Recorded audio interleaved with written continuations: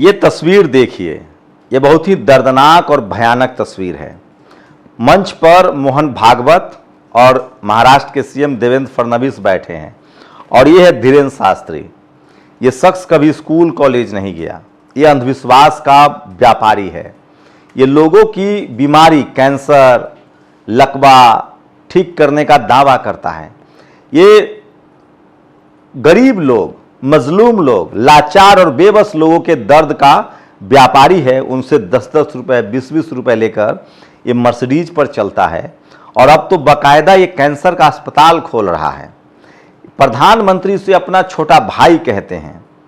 ये शख्स chartered plane से चलता है और अब ये करोड़ों रुपए में खेलता है। इसको FCRA भी मिला है और ये विदेश से चंदा भी लेता है। ये सब तो ठीक था, लेकिन अब ये शख्स अपने आप को इतिहासकार भी कह रहा है और इतिहासकार बनने के बाद ये जो पहला लेक्चर देता है उसमें ये कहता है कि इस देश के सबसे प्रतापी, न्यायप्रिय राजा, जिनकी पूरी नैरेशिंग उनकी माता जी ने किया था, शिवाजी महाराज, जो कभी भी धर्म और जात के नाम पर भेदभाव नहीं करते थे, जिन्होंने हमेशा देश के लिए लड़ा, सिर्फ अपने राज्य की भलाई के लिए नहीं लड़ा। वो जहां भी कोई ऊंच नीच होता था, जहां भी जातिगत भेदभाव होता था, धार्मिक भेदभाव होता था, उन सबके खिलाफ भी लड़ा। अब उनके बारे में शख्स बोल गया है कि शिवाजी महाराज अपने गुरु रामदास, जो ब्राह्मण समाज से थे, क्योंकि ये धीरेन्द्र शास्त्री भी ब्राह्मण समाज से हैं और शिवाजी महाराज क्षत्रिय कुल के थे। सोचिए, वो जो है उन्होंने अपना मुकुट उतार के कहा था कि अब आप राजपाट चलाइए, मैं थक गया हूं। ये उस महाराज के लिए कहा गया है जिस महाराज ने कभी भी कोई समझौता नहीं किया, चाहे वो महिलाओं के सम्मान का मामला हो, चाहे किसानों का मामला हो, चाहे देश के दूसरे राजा जब अपने ही लोगों पर अन्याय करते थे तो शिवाजी महाराज उस राजा से भी लड़ते थे। शिवाजी महाराज ने बाहर से आए राजाओं पर भी हमला किया। तो सोचिए, उस शिवाजी महाराज का इन्होंने अपमान किया है और उसके बाद पूरे महाराष्ट्र में और पूरे देश में जो शिवाजी महाराज के मानने वाले लोग हैं, सोचिए, शिवाजी महाराज, जो ज्योतिबा फुले, जिन्होंने शिवाजी महाराज के स्मारक को खोजा, जब उनके इतिहास को मिटाने की कोशिश हुई थी, संभाजी महाराज, उन्हीं के वंशज, उसके बाद बाबा साहेब को जिन्होंने विदेश भेजा था, साहू जी महाराज, वो भी शिवाजी महाराज के वंशज थे। जिस शिवाजी महाराज का इतिहास मानवीयता से ओतप्रोत है, उनके शौर्य और साहस से ओतप्रोत है, जिन्होंने कभी कोई समझौता नहीं किया, उसके बारे में ये धीरेन्द्र शास्त्री बोलता है और इतिहास बताता है, तो सोचिए आप क्या सोचेंगे। पूरे महाराष्ट्र नहीं, पूरे देश के लोग इससे नाराज हैं और कह रहे हैं कि इस शख्स की हिम्मत कैसे हुई शिवाजी महाराज के बारे में छोटी बात कहने की। ये सबसे बड़ी खबर बता रहा हूं, मैं फिर कह रहा हूं, इस देश में कुछ राजा हुए हैं जिनके बारे में आप कल्पना नहीं कर सकते कि उन्होंने कोई अन्यायपूर्ण काम किया हो, चाहे वो शिवाजी महाराज हो, चाहे महाराजा गुरु गोविंद सिंह साहब हो, जिन्होंने हमेशा अन्याय के खिलाफ लड़ा है, सम्राट अशोक हो, चंद्रगुप्त मौर्य हो, घनानंद, ये तमाम राजा जो हैं वो सूरवीर के साथ साथ न्यायप्रिय भी रहे हैं और इसीलिए उनका सम्मान है। लेकिन धीरेन्द्र शास्त्री जैसे लोगों को कौन कहे, जो गरीब लोगों को, असहाय लोगों को अंधविश्वास में धकेल कर अरबों खरबों की संपत्ति खड़ा कर रहे हैं। सवाल है कि रिसर्च किया जाए कि क्या धीरेन्द्र शास्त्री के दरबार में जाकर किसी की खांसी सर्दी भी ठीक हुई है? कैंसर और लकवा और तमाम किडनी और लीवर के बीमारी ठीक करने की बात तो दूर की बात है, रिसर्च तो किया जाए।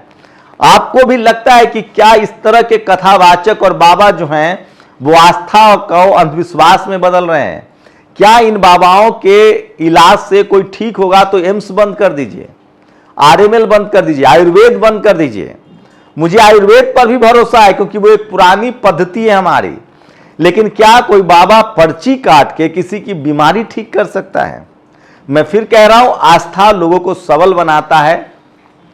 जीवन में सबके उतार चढ़ाव और बुरा वक्त आता है, आप किसी पर आस्था रखते हैं, वो आपको हिम्मत देता है, हौसला देता है और वो एक बड़ा ट्रीटमेंट है।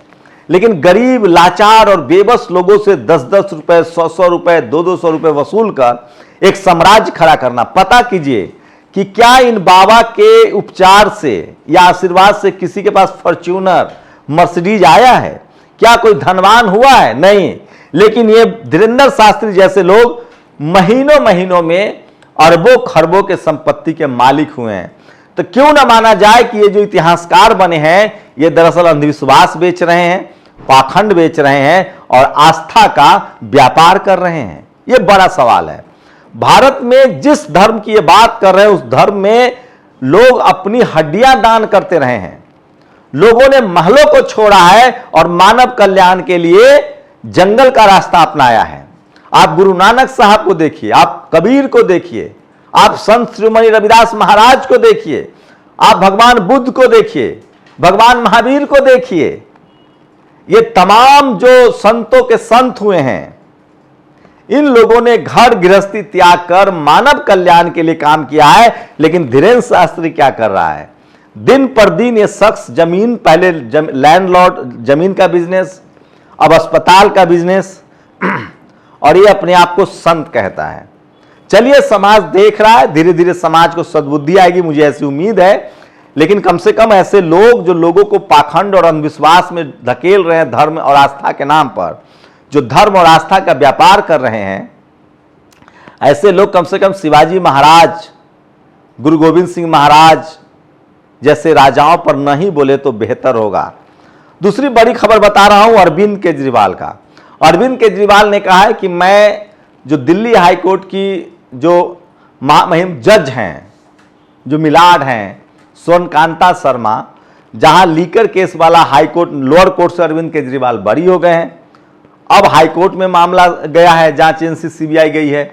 अरविंद केजरीवाल ने बताया था कि सोनकांता शर्मा जो जज हैं दिल्ली हाईकोर्ट की, वो आरएसएस के प्रोग्राम में जाती रही हैं। संजय सिंह ने एक आरोप लगाया है कि जज साहिबा ने एक कार्यक्रम में बकायदा बोला कि जब भी मैं इस कार्यक्रम में आती हूं तो मेरा प्रमोशन हो जाता है। साथ ही उन पर यह भी आरोप है कि उनके दो जो उनके पुत्र और पुत्री हैं वो इंटर्नशिप कर रही हैं तुषार मेहता के नीचे, जो इस केस में सरकारी वकील हैं। अरविंद केजरीवाल ने कहा है कि चूंकि जज साहिबा ने यह तय कर लिया है कि वो इस केस से नहीं हटेंगी, वो सुनवाई करेंगी, उन्होंने फैसला दे दिया है, तो अरविंद केजरीवाल ने कहा है कि न मैं जाऊंगा सुनवाई में, न मेरा वकील जाएगा। उनको जो फैसला देना हाईकोर्ट से वो दे दें, मुझे वो मान्य होगा, और बाद में मैं अपना सुप्रीम कोर्ट जाऊंगा। तो ये इंडियन जुडिशियरी में इस तरह का एक अनोखा और पहला मामला आया है। जुडिशियरी में डाइवर्सिटी और भागीदारी की लगातार सवाल उठते रहे हैं। अभी भी दलित, पिछड़े, किसान, आदिवासी, अल्पसंख्यक समाज के जजों की संख्या बहुत कम है। भारत में, मैं बार बार कह रहा हूं कि भारत में जातियों का समूह है, हर धर्म के लोग हैं, और इसलिए रिप्रेजेंटेशन का एक बड़ा सवाल है, और इसलिए नेशनल जुडिशियल कमीशन का भी मुद्दा है। हर जाति, धर्म, मजहब के लोग जुडिशियरी में होने चाहिए। ये लंबे समय से मांग उठती रही है। यूपी में लगातार महिलाओं के साथ जो हिंसा हो रही है उस पर खबरें आती रही हैं। अब मामला प्रतापगढ़ से आया है। एक बगीचे में एक युवती की लाश मिली है, शव मिला है, उनको टांग दिया गया है। कहा जा रहा है कि उनके साथ विभत्स घटना हुई है। सोचिए, ये बड़ी खबर है, भयानक खबर है, लेकिन आजकल इस तरह की खबरें दिखाएंगे तो आप पर एफआईआर भी दर्ज किया जाता है। ज्योतिरादित्य सिंधिया ने कहा है कि 51 डिग्री की गर्मी है, आप प्याज रखिए पैकेट में, वो एसी में नहीं चलते हैं, प्याज रखते हैं। सोचिए, भारत के 95 शहर जो हैं वो गर्मी की चपेट में है, लू की चपेट में है। नतीजा वही है, हमारा जो पूरा सिस्टम है, या तो हम धन्ना सेठों के हाथों में हम इस देश की सारी जमीनें, सारी खदानें, सारा जंगल बेच रहे हैं। भारत में जंगलों का जो विस्तार था उसको खत्म किया जा रहा है। इस देश के 10% लोगों के हाथ में जो संसाधन है वो और बढ़ता जा रहा है। कोई सोशल रिस्पॉन्सिबिलिटी नहीं है। जो इस देश में खनन कर रहे हैं उनके लिए कोई गाइडलाइंस नहीं है, पेड़ काटे जा रहे हैं, और नतीजा यह है कि दुनिया के जो सबसे गर्म शहर है उसमें 95 भारत में है। तो रहना मुश्किल है, जबकि यहाँ के तमाम धन्ना सेठों के घर स्विट्जरलैंड में है, विदेश में है, हिल स्टेशन पर है, वो वहां जाके बस जाएंगे। आपका क्या होगा सो समझिए। तो इस देश में लगातार संसाधनों का दोहन हो रहा है, पेड़ नहीं लगाए जा रहे हैं, और इसमें सिर्फ 10% लोग शामिल हैं। 90% लोगों को उसकी सजा भुगतनी पड़ेगी। अगर मौसम बदलेगा इस तरह से जिस तरह से गर्मी हो रही है, तो खासकर जो मिडिल क्लास तबका है, जो लोअर मिडिल क्लास तबका है, जो मेहनतकश लोग हैं, जो मजदूर हैं, किसान हैं, और वो खासकर इसमें जो दलित, पिछड़े, किसान, आदिवासी, अल्पसंख्यक है, वो झुलस जाएंगे, जल जाएंगे, क्योंकि उनके पास सिर्फ पेड़ पौधे का सहारा है, नेचर का सहारा है। उनके पास न तो देश में बहुत बड़ी बिल्डिंगें हैं, न शहर में उनका घर है, न वो एसी तक उनकी पहुंच है, और न ही स्विट्जरलैंड और पहाड़ी स्टेशनों पर उनका घर है। तो जो आम लोग हैं उनकी स्थिति और खराब हो जाएगी दिन पर दिन। ये सबसे बड़ी खबर है। मैथिली ठाकुर ने कहा है कि मेरी मां कहती थी कि जब मैं पेट में थी तो वहां से आवाज आती थी मोदी मोदी मोदी मोदी। ये एक बड़ी खबर है। तो लोग कह रहे हैं कि ये तो अभिमन्यु की परंपरा की हैं। सोचिए, वो विधायिका है, कम उम्र में विधायक बनी है। वहीं लगातार सोचिए, बंगाल में चुनाव प्रचार समाप्त पर है। आज प्रचार का अंतिम दिन है, 29 तारीख को वोट डाले जाएंगे। वहां धर्म के नाम पर लगातार प्रचार हो रहा है। देखते हैं कि ममता बनर्जी इस युद्ध में जीत पाती हैं कि नहीं। फिलहाल बीजेपी ने अपना साम दाम दंड भेद सब झोंक दिया है। यूपी में 42,000 पदों के लिए, होमगार्ड के पदों के लिए लगभग 25 लाख युवाओं ने फॉर्म भरा था। यह है इस देश में बेरोजगारी की हालत। सोचिएगा जरूर। शुक्रिया। नेशनल दस्तक की आपसे गुजारिश है कि अगर इसको बचाना चाहते हैं तो नेशनल दस्तक को सब्सक्राइब करने के लिए रेड कलर के सब्सक्राइब बटन को दबाएं, फिर बेल आइकन की घंटी दबाएं। नेशनल दस्तक को बचाने के लिए बहुत जरूरी है कि हर खबर को शेयर करें, लाइक करें, कमेंट जरूर करें।